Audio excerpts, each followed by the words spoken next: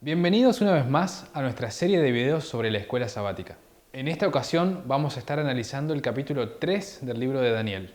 Pero antes quisiéramos revisar algunos breves conceptos de lo visto hasta aquí. En el último video estuvimos analizando el capítulo 2 y consideramos el abordaje del mismo basado en las estructuras que obtenemos del texto. Vimos que este capítulo nos habla del conflicto más vigente que nunca entre el reino de Satanás y el reino de Dios. También vimos cuál es el plan de Dios para el mundo en estos días. Y profundizamos en relación a la piedra y cómo ésta representa al remanente fiel del reino de Dios que cumple con su misión. Vimos que a la vez esta misión tiene que ver con Dios trayendo su juicio sobre las naciones y estableciendo su reino eterno. Y concluimos que este reino eterno estará formado tanto por los fieles del reino de Dios como por los que decidan abandonar el reino de Satanás para unirse al pueblo de Dios. La semana pasada también hablamos de la importancia de las estructuras y entendemos que es vital conocerlas y respetarlas, porque en última instancia son estas las que sostienen nuestra interpretación. Y con esto en mente quiero llevarte a un tema al que hemos estado haciendo referencia en los videos anteriores. Y para eso te pido que me acompañes a Apocalipsis capítulo 14. Mientras buscas, quiero plantearte una imagen global de estos 3 primeros capítulos de Daniel. Podríamos decir que se trata de una prueba para Daniel y sus amigos en 3 pasos, donde finalmente llegamos al capítulo 3, donde se define si ellos han sido hallados faltos o aceptos delante de Dios. Si prestamos atención al final del capítulo 1, vamos a ver que ellos salen victoriosos de la primer parte de la prueba. Y es en este punto que Daniel recibe entendimiento sobre toda visión y sueños. Por lo tanto, es importante entender que lo que sucede en Daniel 2 no hubiese ocurrido si ellos no hubiesen pasado victoriosos primero por esta prueba. Finalmente llegamos a la tercera parte de la prueba. Y acá es el conocimiento que obtuvieron en la segunda parte de la prueba lo que hará que se mantengan firmes. En síntesis, vemos que sin la experiencia del capítulo 1, ellos no hubiesen podido pasar por la experiencia del capítulo 2. Y sin la experiencia del capítulo 2, no hubiesen podido pasar por la experiencia del capítulo 3. Estos 3 capítulos son un conjunto. Ahora sí veamos qué es lo que dice Apocalipsis 14. A partir del versículo 6 nos encontramos con el mensaje de los 3 ángeles. Sé que venimos mencionando esto desde nuestro segundo video, pero hoy queremos intentar clarificar un poco más este paralelismo.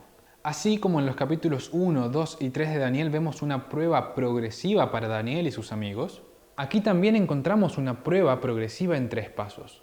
Y esto nos invita a comparar y contrastar. El mensaje del primer ángel declara: temed a Dios y dadle gloria, porque la hora de su juicio ha llegado. Y podemos dividir este primer mensaje en 3 partes principales: temed a Dios, dar gloria y la hora del juicio.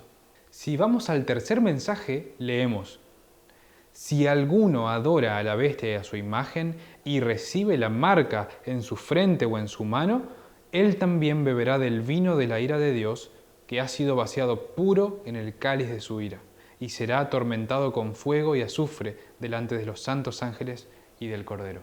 Este es claramente el juicio anunciado en el primer mensaje. Dios anuncia siempre el fin desde el principio. Y esa es una característica de Dios que podemos encontrarla en Isaías 46, versículo 10. Y vemos de esta manera que Dios en su amor nunca traería un juicio sobre sus criaturas, sino ofrecerles la preparación necesaria y con una anticipación necesaria. Es por eso que Dios anuncia el juicio en el primer mensaje. Si vamos al segundo mensaje, leemos: ha caído Babilonia. Y en una lectura rápida, tal vez podría parecerte que este mensaje está desconectado del primero. Pero recordá que una de las principales herramientas para estudiar la Biblia es comparar y contrastar. De esta forma podemos ver que si en el segundo mensaje hay alguien que cae, por contraste tiene que haber alguien que no cae. Y si no cae, entonces lo que está haciendo es dar gloria, lo cual también había sido anunciado en el primer mensaje. En conclusión, podemos afirmar que la primera parte de la prueba tiene que ver con temer a Dios. Si esto es una realidad en nuestra vida, va a generar un cambio en nosotros, vamos a ser justificados. Entonces, al llegar al segundo paso, no vamos a caer, sino que vamos a dar gloria. Y así, cuando lleguemos al tercer paso, no recibiremos la marca de la bestia, sino que recibiremos el sello de Dios, evidenciando de esta manera que en el juicio hemos sido hallados justos. Si bien esta porción de Apocalipsis refleja la manera en la que Dios va a probar a la humanidad en los últimos tiempos, una característica de Dios es que Él no cambia. Él lidia con la humanidad siempre de la misma manera. Es por eso que cuando vamos al libro de Daniel vamos a encontrar los mismos 3 pasos en estos 3 primeros capítulos. Como vimos recién, el primer mensaje angélico contiene también al segundo y al tercero. De esta misma manera, el primer capítulo de Daniel contiene estos 3 pasos: temer, dad gloria y el juicio o veredicto. Así como en el segundo mensaje angélico se anuncia la caída de Babilonia, en el segundo capítulo de Daniel también se anuncia la caída de Babilonia. De hecho, esta semana estamos viendo justamente cómo Nabucodonosor se revela ante el anuncio de la caída de su reino. Y en contraste con esto, en el capítulo 2 tenemos a Daniel dando gloria. Esto se ve reflejado en las palabras de Nabucodonosor. Ciertamente, el Dios vuestro es Dios de dioses y Señor de los reyes y el que revela los misterios. Y finalmente, así como en el tercer mensaje angélico se anuncia el veredicto, quedando definido quién recibe la marca de la bestia y quién recibe el sello de Dios, también en el capítulo 3 de Daniel se anuncia el veredicto final. Con esto quiero decir, hablando figurativamente, que no es que los muchachos no recibieron la marca de la bestia simplemente porque no se postraron ante la estatua, sino que ellos recibieron el sello de Dios porque fueron fieles a lo largo de las 3 etapas. Tal vez te preguntes, ¿de qué nos sirve reconocer este patrón o esta estructura? Déjame proponerte que es cuando encontramos el mismo patrón o estructura en otras partes de la inspiración que podemos obtener luz para eventos que siguen la misma estructura y que deben suceder en nuestros días. De esta manera, por ejemplo, aunque solemos asociar el asunto de la marca de la bestia y el sello de Dios que aparecen en Apocalipsis 14 a la ley dominical, vamos a ver que también el capítulo 3 de Daniel nos trae luz sobre la ley dominical. ¿Por qué? Porque comparte la misma estructura que estos eventos del tiempo del fin. Y Dios es el mismo hoy y en los tiempos de Daniel. Él no cambia. Ahora sí, teniendo en cuenta que el capítulo 3 de Daniel guarda un simbolismo en relación a la ley dominical, vamos a meternos de lleno en el estudio de este capítulo. Seguramente ustedes ya conocen bien la historia. Pasado un tiempo, el rey Nabucodonosor decide hacer una representación de la imagen que había visto en su sueño. Solamente que omitió la parte de los diferentes metales. Ellen White nos dice que fueron los sabios de su reino los que le dieron la idea de levantar una imagen similar a la que había visto en su sueño, para que de esta manera todos puedan contemplar la cabeza de oro. Al rey le agradó esta idea, pero decidió ir más lejos. Decidió hacer la imagen, pero completamente de oro. El rey Nabucodonosor sin duda alguna era una persona bastante extrema con sus decisiones. Lo podemos ver, por ejemplo, en el capítulo 2, cuando decidió matar a todos los sabios solo porque él no podía recordar lo que había soñado. Incluso al final de este capítulo 3, cuando él es derrotado por Dios, decreta que todas las personas que hablen algo en contra de Jehová sean desmenuzados. Realmente era un rey bastante intenso. Ahora, abramos un paréntesis para hacer una observación relevante. En esta decisión de hacer una imagen podemos ver claramente la participación de 2 entidades. El rey Nabucodonosor simbolizando al poder estatal y los sabios simbolizando la parte religiosa. Y en un momento más adelante profundizaremos más en este tema. Ahora cerremos el paréntesis y continuemos con nuestra historia. Entonces el rey decide hacer una estatua completamente de oro. Y como habíamos dicho en el video anterior, más allá de que esto es una rebelión directa de Nabucodonosor en contra de lo que Dios le había mostrado en sueños, también podemos ver que esto revela una verdad muy interesante. Si recuerdan, también habíamos visto que toda la imagen es un símbolo de Babilonia. Y así, en el capítulo 3, al ver una imagen completamente de oro, reafirmamos esta idea, que desde la cabeza hasta los pies, la imagen del capítulo 2 representa a Babilonia. Esta estatua o imagen medía 60 codos de altura y 6 codos de ancho. Y no creo que estas medidas sean casualidad. Babilonia utilizaba como sistema numérico el sistema sexagesimal, cuyo número base es el 60. Es muy interesante este sistema numérico. Por cuestión de tiempo no vamos a tratar ese asunto ahora, pero te invito a que lo puedas investigar. Podemos apreciar entonces en esta historia el número 6 como un claro símbolo de Babilonia. Y esto nos debería hacer pensar en Apocalipsis 13:18, donde nuevamente vemos esta idea. Y bien, una vez levantada la estatua, se anuncia que todos, al oír el sonido de los instrumentos musicales, debían postrarse y adorar la figura. Y para aquellos que se rehusaran a hacerlo, la sentencia era que serían echados en un horno de fuego. Ya hablamos de la estrecha relación entre el tercer mensaje angélico y este capítulo que estamos estudiando. Y si vamos a Apocalipsis 14, versículos 9 y 10, nos vamos a encontrar con algo muy interesante. Solo que en este caso son los impíos los que se anuncia que serán quemados con fuego. Hay mucha riqueza con respecto al tercer mensaje angélico y con respecto a la ley dominical en esta historia. Continuando con la historia, estos tres jóvenes hebreos se rehúsan a adorar este ídolo y por esto son llevados delante del rey. Este, conociéndolos y sabiendo que eran personas importantes para él, decide darles una nueva oportunidad para que reconsideren su camino. A lo cual ellos responden de una manera muy interesante. Y si no, sepas, oh rey, que no serviremos a tus dioses, ni tampoco adoraremos la estatua que has levantado. ¿Logran percibir esa estructura? Aquí estamos frente a una repetición y ampliación. Esta herramienta se utiliza continuamente a lo largo de las Escrituras. Vemos una idea que se repite, pero que se expresa de una manera diferente. No serviremos a tus dioses, no adoraremos tu imagen. Es la misma idea, pero con otras palabras.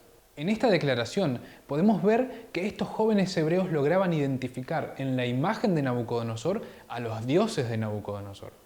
El texto bíblico nos muestra esta estructura. No serviremos es igual a no adoraremos. Y tus dioses es igual a tu imagen. Y este es un buen momento para usar la metodología para desenterrar información escondida. Vamos a preguntarnos, ¿cuáles son estos dioses de Nabucodonosor? Veamos qué nos dice la Escritura. Daniel 4:8 nos dice lo siguiente. Hasta que entró delante de mí Daniel, cuyo nombre es Belsasar, como el nombre de mi Dios. Acá el mismo Nabucodonosor nos dice que el nombre caldeo que se le había dado a Daniel era el mismo nombre que el de su Dios, Belsasar. Pero Bel era como Baal para los asirios. No es un nombre, es más bien como un título. Bel es como decir Señor. Así es que podía ser utilizado para diferentes dioses. En Isaías 46, versículo 1, por ejemplo, encontramos lo siguiente. Se postró Bel, se abatió Nebo. Aquí nuevamente encontramos una estructura de repetición y ampliación, que nos da a entender que Nebo o Nabu era considerado como Bel, como el Señor. Esto nos sugiere que Nabu era alguien importante para Nabucodonosor, ya que en su propio nombre llevaba el nombre de ese Dios. En Jeremías 52 encontramos lo siguiente. Anunciad en las naciones y haced saber, levantad también bandera, publicad y no encubráis. Decid, tomada es Babilonia, Bel es confundido, deshecho es Merodac, destruidas son sus esculturas, quebrados son sus ídolos. Y aquí encontramos más cosas interesantes. Vemos que Merodac o Marduk es otro dios al que también se le da el nombre de Bel. Estos dioses, tanto Nabu como Marduk, eran dioses muy importantes para los babilonios. Según la mitología, Marduk era el padre de Nabu, y ambos tenían una bestia que se llamaba Muyusu. Y tal vez te estás preguntando, ¿por qué estamos hablando de los dioses de Nabucodonosor? No se olviden que estamos en Daniel capítulo 3 y que estamos tomando a este capítulo como un símbolo del tercer mensaje angélico y de la ley dominical. Es en este contexto que queremos ver qué nos pueden aportar los dioses babilonios a nuestro estudio. Nabu era el dios escriba. Su nombre significa brillante o reluciente. No sé a ustedes, pero a mí eso me hace pensar en la estatua de oro que construyó Nabucodonosor. Nabu era el que escribía el destino de las personas. Y no es casualidad que el tercer mensaje angélico es lo que define si vamos a llevar el sello de Dios o la marca de la bestia, sellando así nuestro destino. Por otro lado, Marduk es mencionado en el código Hammurabi, y se dice que es Marduk quien le entregó a Hammurabi las leyes que deben seguir las personas. Las leyes que deben seguir los hombres. Una vez más, no es casualidad que en el capítulo 3 estamos frente a un decreto y que lo estamos relacionando con el tercer mensaje angélico y una ley dominical. Y por último tenemos a Muyusu, la bestia de Nabu y Marduk. El nombre significa serpiente o dragón rojo. Un dragón rojo A mí me recuerda al dragón escarlata que aparece en Apocalipsis 12 y que representa a la bestia con la cual está relacionada también la ley dominical. Todos estos datos son datos muy interesantes que enriquecen nuestro conocimiento acerca de Nabucodonosor, de cómo funcionaba su mente y su contexto. Podríamos decir que estos datos adornan el capítulo 3, pero no solo adornan, también nos dan más seguridad y nos ayudan a ver de que nuestra estructura es una estructura correcta. En fin, continuemos con la historia. Estos jóvenes se rehúsan por segunda vez a adorar esta imagen o estos dioses, y a causa de eso Nabucodonosor se enfurece. Manda que calienten el horno 7 veces más, y también manda que estos jóvenes sean atados para ser echados dentro del horno. Y este tampoco es un detalle que debería pasar desapercibido. Esta imagen de atar algo también está relacionada con el mensaje del tercer ángel. En Primeros Escritos, Ellen White dice lo siguiente: vi luego el tercer ángel. Dijo mi ángel acompañante, su obra es terrible, su misión es tremenda. Es el ángel que ha de separar el trigo de la cizaña y sellar o atar el trigo para el granero celestial. Estas cosas debieran absorber completamente la mente y la atención. Es en este proceso de ser atados y echados dentro del horno que los soldados que los cargaban mueren. Pero a estos 3 jóvenes nada les sucedió. Ellos se paseaban dentro del horno acompañados por un cuarto ser, uno semejante a hijo de los dioses. Entonces el rey les ordena salir del horno y humillado bendice el nombre del Dios de Sadrac, Mesac y Abednego. Pero miren lo que sucede a continuación. Por lo tanto, decreto que todo pueblo, nación o lengua que dijere blasfemia contra el Dios de Sadrac, Mesac y Abednego sea descuartizado y su casa convertida en muladar, por cuanto no hay Dios que pueda librar como este. Ahora el rey decreta que todo aquel que diga algo en contra del Dios de estos hebreos sea despedazado. Y seamos sinceros, muchas veces esta reacción del rey nos genera cierto orgullo. Si no lo pensamos cuidadosamente, podemos leer esto y decir: ¡qué impresionante el rey Nabucodonosor! ¡Gloria a Dios por la conversión del rey! Sin embargo, no hay nada de lindo en esto. El rey ahora está poniendo a su propio pueblo y a los demás pueblos en la misma situación que habían sido puestos recién los muchachos hebreos. Esta gente ahora se encuentra en una situación en la que debe adorar a un Dios que no quiere adorar. El asunto es que no importa si se trata del Dios correcto o de un Dios falso. Nadie debe ser obligado a creer o no creer en algo. La religión no debe ser impuesta por el Estado. Por eso, te propongo que ahora veamos esta historia desde otra perspectiva.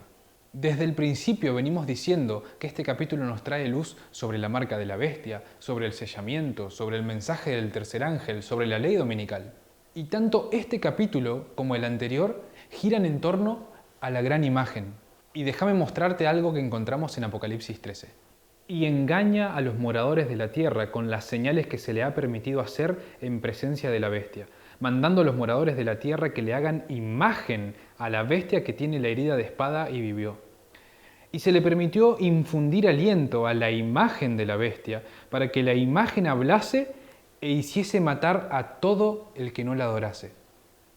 Y hacía que a todos, pequeños y grandes, ricos y pobres, libres y esclavos, se les pusiese una marca en la mano derecha o en la frente. Hay mucha información en esta porción, pero quiero enfocarme solo en algo sencillo. Podemos ver que el asunto de la imagen de la bestia consta de algunas etapas.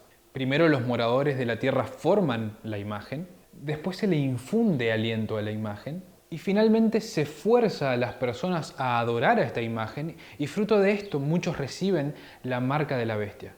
De la misma manera, en la historia de los capítulos 2 y 3 podemos ver estas mismas etapas. Primero tenemos una imagen, luego los allegados de Nabucodonosor proponen la creación de una estatua de oro, luego se obliga a las personas a adorarla y finalmente los que no obedecen son seleccionados para el horno de fuego.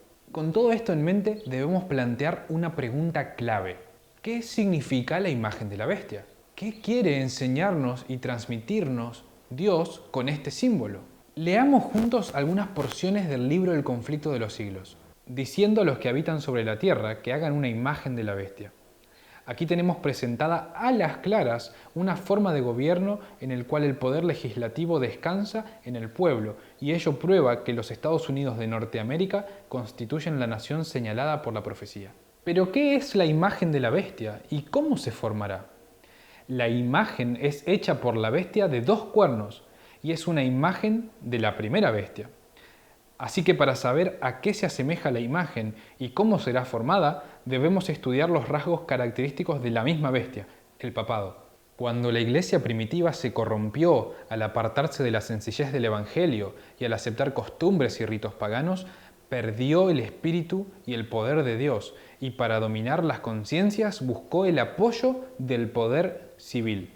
Es justamente esto lo que queremos enfatizar. El resultado fue el papado, es decir, una iglesia que dominaba el poder del Estado y se servía de él para promover sus propios fines y especialmente para extirpar la herejía. Para que los Estados Unidos formen una imagen de la bestia, el poder religioso debe dominar de tal manera al gobierno civil que la autoridad del Estado sea empleada también por la iglesia para cumplir sus fines. Es muy interesante que la formación de la imagen de la bestia tiene que ver con la iglesia influyendo en las decisiones del Estado. Siempre que la iglesia alcanzó el poder civil, lo empleó para castigar a los que no admitían todas sus doctrinas. Las iglesias protestantes que siguieron las huellas de Roma al aliarse con los poderes mundanos manifestaron el mismo deseo de restringir la libertad de conciencia. Es interesante que este último párrafo menciona a las iglesias protestantes, siguiendo el mismo ejemplo que la Iglesia Católica. Muchos consideran la gran diversidad de creencias en las iglesias protestantes como prueba terminante de que nunca se procurará asegurar una uniformidad forzada.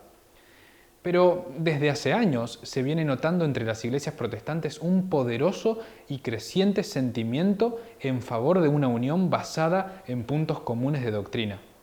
Para asegurar tal unión debe necesariamente evitarse toda discusión de asuntos en los cuales no todos están de acuerdo, por importantes que sean desde el punto de vista bíblico. Es muy interesante que la inspiración nos invita a concentrar nuestra visión no tanto en lo que hace el papado, sino en lo que hace el protestantismo en los Estados Unidos. Y justamente con esto está íntimamente relacionado el asunto de la imagen de la bestia. Cuando las iglesias principales de los Estados Unidos, uniéndose en puntos comunes de doctrina, influyan sobre el Estado para que imponga los decretos y las instituciones de ellas, entonces la América protestante habrá formado una imagen de la jerarquía romana y la inflicción de penas civiles contra los disidentes vendrá de por sí sola. La imagen de la bestia representa la forma de protestantismo apóstata que se desarrollará cuando las iglesias protestantes busquen la ayuda del poder civil para la imposición de sus dogmas. Queda aún por definir lo que es la marca de la bestia. En estos tiempos que estamos viviendo, como pueblo de Dios somos requeridos de estar alerta. Deberíamos prestar atención a los eventos que actualmente están ocurriendo, especialmente en los Estados Unidos. La inspiración nos está diciendo que para que se forme la imagen de la bestia, las iglesias protestantes tienen que comenzar a tener influencia en el gobierno. Y esto es algo que hoy está ocurriendo delante de nuestros ojos y nosotros no le estamos dando importancia. Te recomiendo leer el capítulo 26 del Conflicto de los Siglos completo. Arroja mucha luz sobre esto que estamos hablando. De momento, me interesa que quede claro en qué consiste la imagen de la bestia. En conclusión, lo que vemos gracias a estos textos inspirados es que decir imagen de la bestia equivale a decir unión, iglesia y Estado. Y esto es sumamente importante, porque lo que vemos en Daniel capítulo 3 es justamente eso. El poder estatal forzando la conciencia de las personas en cuestiones de creencias religiosas. Entonces, cuando hablamos de ley dominical, es importante que entendamos que no estamos hablando únicamente de una ley que obliga a guardar cierto día de la semana. Una ley dominical se encuentra en un contexto en el que el poder legislativo fuerza a las personas a compartir una norma religiosa y moral específica. En este sentido, tenemos que reconocer que una ley dominical es igual de mala que una ley sabática. De hecho, uno de nuestros pioneros adventistas Alonzo Jones, estuvo frente al Congreso de los Estados Unidos argumentando en contra de la ley dominical. Y al ser interrogado por el juez respecto a esto, él respondió lo siguiente: Ahora, no nos entiendan mal en este punto. Nosotros somos adventistas del séptimo día. Pero si este proyecto estuviera en favor de exigir la observancia del séptimo día como el día del Señor, nos opondríamos a él tanto como nos oponemos al proyecto como es ahora, por la razón de que el gobierno civil no tiene nada que hacer con lo que le debemos a Dios. Por lo tanto, decimos que si este proyecto fuera en favor del verdadero día de reposo del Señor, el séptimo día, el día que nosotros observamos, si este proyecto fuese propuesto para promover su observancia o para obligar a los hombres a no trabajar en ese día, nos opondríamos tan fuertemente como nos oponemos ahora, y yo estaría aquí en esta mesa y argumentaría precisamente como lo estoy haciendo en su contra y sobre el mismo principio, el principio establecido por Jesucristo, que aquello que es de Dios nunca le puede pertenecer legítimamente al gobierno civil. En nuestro primer video mencionamos que hay asuntos de actualidad que están íntimamente relacionados con el libro de Daniel. Y el estudio de hoy es un ejemplo de esto. Muchos adventistas están en contra de la ley dominical, pero al mismo tiempo están a favor de que se enseñe la Biblia en las escuelas públicas. Imagínate cómo se sentiría un musulmán a cuyos hijos se los obligase a estudiar la Biblia en la escuela. Pensá cómo te sentirías vos si a tus hijos los obligaran a estudiar el Corán. Solemos hacer cadenas de oración cuando vemos en otros países a cristianos siendo perseguidos a causa de sus creencias. Y al mismo tiempo nos horrorizamos cuando vemos que se permite a los homosexuales tener derecho a casarse y tener los mismos derechos y libertades que el resto de los ciudadanos. Damos o dejamos de dar nuestro apoyo a los gobiernos basados en si ellos apoyan el aborto legal o no. Y esto es una contradicción. No deberíamos esperar que el gobierno de turno esté de acuerdo con nuestras convicciones. Tampoco deberíamos procurar que eso sea así, porque ese es el mismo espíritu de la ley dominical. El poder religioso imponiendo su norma de moral en otros y utilizando el poder estatal para hacerlo. Otros conceptos relacionados podrían ser superioridad, segregación, opresión de las minorías, restricción de la libertad de conciencia. Puesto en otras palabras, celo religioso. Podemos ver que esto está sucediendo hoy en distintas áreas de la sociedad. Y nosotros, como pueblo de Dios, estamos llamados a defender a las minorías y a estar en oposición contra cualquier forma de unión de iglesia y Estado. Volviendo a nuestra historia de hoy, y como habíamos mencionado antes, vamos a ver que Nabucodonosor, incluso después de haber presenciado y reconocido el poder de Dios, continúa llevando a cabo su ley dominical. Y el espíritu de profecía comenta al respecto. Era correcto que el rey hiciese una confesión pública y procurase exaltar al Dios de los cielos sobre todos los demás dioses. Pero al intentar obligar a sus súbditos a hacer una confesión de fe similar a la suya y a manifestar la misma reverencia que él, Nabucodonosor se excedía de su derecho como soberano temporal.